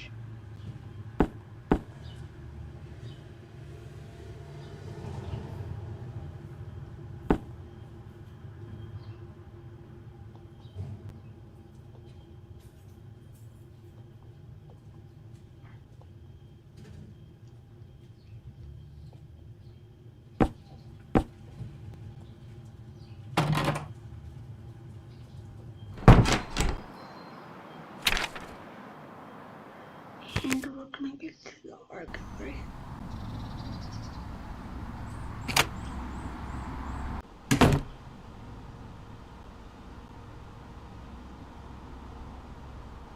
Welcome to Bold Depictions, miss. Can I offer information on a particular piece, or provide a guided walkthrough? Thank you. Maybe some other time. I'm actually here on behalf of the Carlisle police. Would I be able to speak to the owner of this gallery? Oh, yes. You're looking at him. Colin Ellison. Pleasure to meet you. How can I help? I'm Penelope Pendrick. I'm sure you've heard of the investigation of the recent disappearances here in Carlisle. I have reason to believe that one of the 3 missing people was here the same day he disappeared. Yeah. And? Wait, you're aware of this? As a proud TV owner, it's hard to ignore. I know they're starved for content, but come on. Let me watch the local weather in peace. So you knew you met Terrence Davies a few hours before he went missing? Well, did you go to the police when you recognized him on the news? And tell them what? Hey guys, I have some case-breaking info for you. I've seen that kid before. You're welcome. Can you describe in detail your account of the field trip from start to finish? Right. Yeah, so the kids and their art teacher were busting at 1. There were about 10 of them total. 9th grade, I think. I started by introducing myself and giving some background on my credentials. Everything was going dandy. They were mostly all paying attention. I led them to the painting closest to the front door, and then went around the room from there, explaining my process, the decisions behind the composition, the deeper meaning, the medium used, and so on, for every piece. After we were going for 15, 20 minutes, a few kids in the back started snickering and whispering to each other. Super irritating. Then, one of those kids raised his hand, so I made the mistake of thinking he had a legitimate question. I called on him, and he was like, "Sir, I was wondering, why do all your paintings suck?" All his brain-dead friends laughed, and the teacher yelled at him, which shut him up, but not long enough. I tried to be professional, but a little while later he was drawing something on an index card. He started throwing little pieces of paper with tomato drawings at me. And his spineless excuse of a teacher didn't even do anything about it. Finally, after his friends started doing it too, the teacher decided to just end the whole trip and take them back to the school.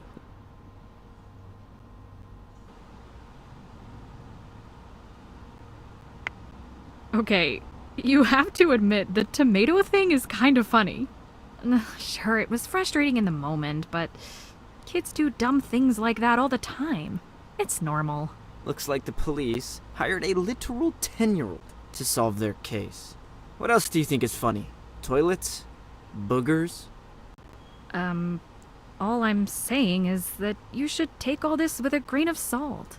They're just goofing around, not attacking you personally. That's easy coming from someone who clearly hasn't poured their heart and soul into anything. You haven't spent years and thousands of dollars to learn about every aspect of a trade. I try and paint pieces that give others something to admire and wonder about. So, yeah, when people insult something you've put your whole life into, it's a little hard not to take it personally. When I saw his snotty face on the news later that day, not gonna lie, felt kind of cathartic. So, the official statement for the police is that you had a bad encounter with Terrence. Later that day, he goes missing. And then when the news comes on that evening, you, grab a bag of popcorn and smile? Do I have that right? Oh, lighten up. I meant metaphorically. I'm sure he's fine. Probably just causing chaos somewhere else for now. I should go. Aw, what? Forgot your handcuffs?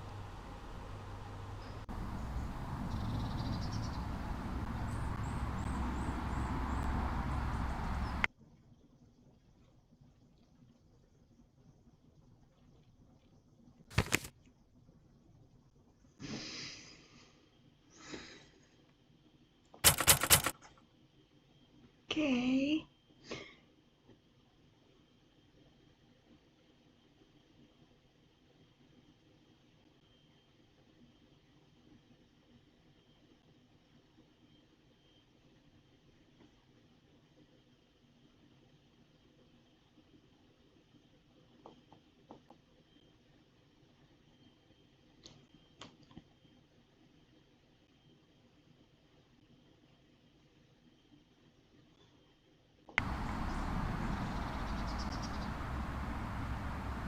Look.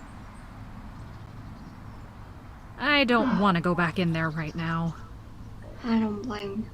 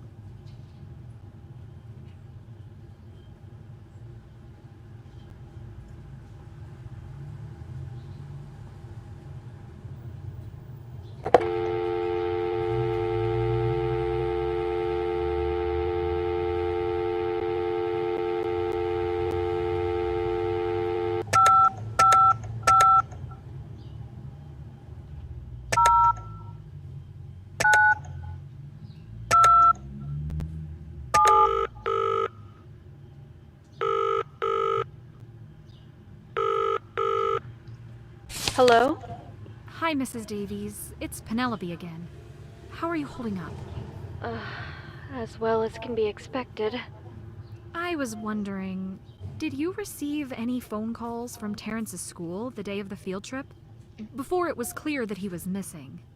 No, but I would have been at work until 5, so it's possible I missed it. Why? I had a chance to talk to the owner of the art gallery, the one who gave the tour, and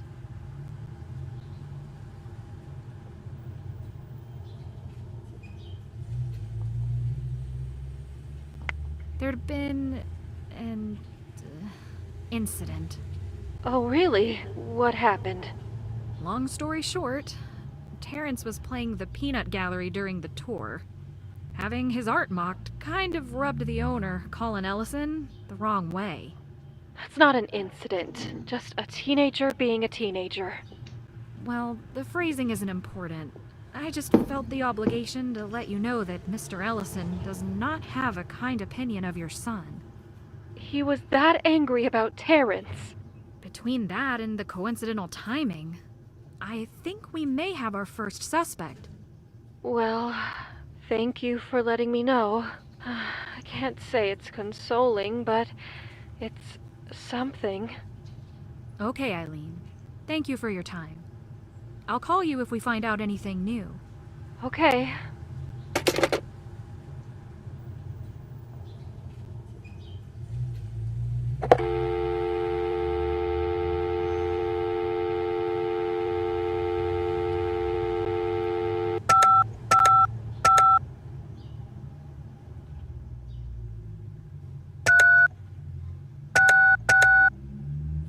Now isn't the best time.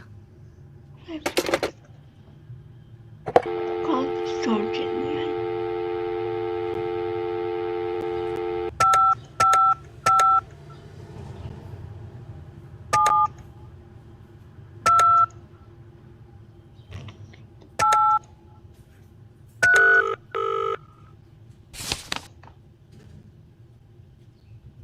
I got to chat with Eileen Davies.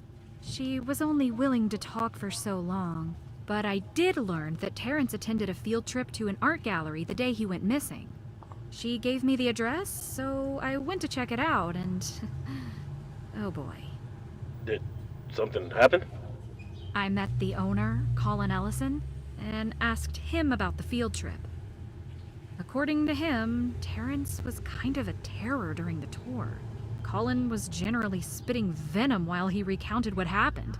And to put the cherry on top, he described seeing Terrence on the news later that day as cathartic. That's concerning. Did you get the impression that Colin could be physically violent when angry? Or is he more bark and no bite?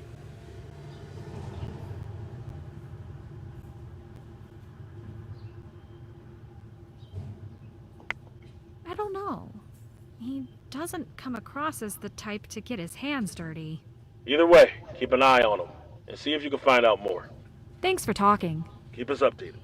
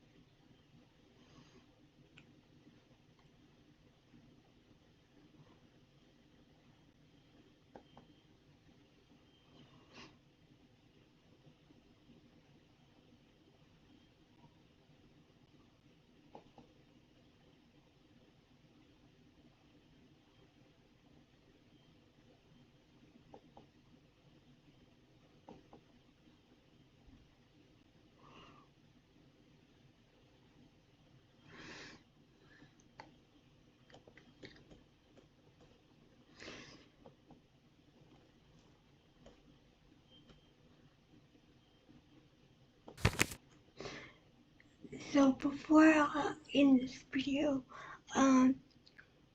we have 1, 2, 3, 4, 5, 6. We have 6 items to do on our checklist to progress further in the game. So I'm gonna come back to this later, but make sure you give this video a big thumbs up, you leave a comment below, and as always subscribe, and I'll see you guys in the next video. Thanks for watching.